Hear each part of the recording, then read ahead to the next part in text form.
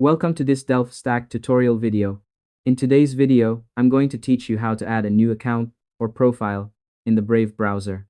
Whether you're sharing your computer with someone else, managing multiple Google accounts, or you simply want to keep your browsing data separate, this simple step-by-step guide will walk you through everything you need to know.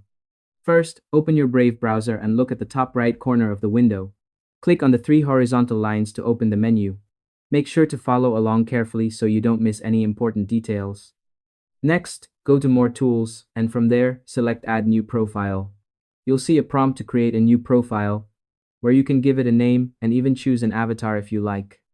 This new profile is completely separate from your existing one, so you can keep your bookmarks, history, and settings organized without any overlap. To make the process smoother, here are a few quick tips. Make sure your Brave browser is updated and sign out of any Google accounts in the main profile if you want to start fresh.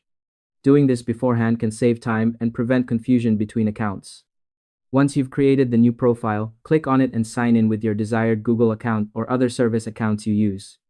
After signing in, you'll have full access to all your personalized settings, bookmarks, and extensions within that profile. It's also a good idea to double-check your sync settings to make sure everything is backed up properly. And that's all there is to it. By following these simple steps, you'll be able to add a new account in Brave browser and manage multiple profiles without any hassle. Thanks for watching this DelftStack tutorial video. If you found this helpful, feel free to share it with someone who might need it.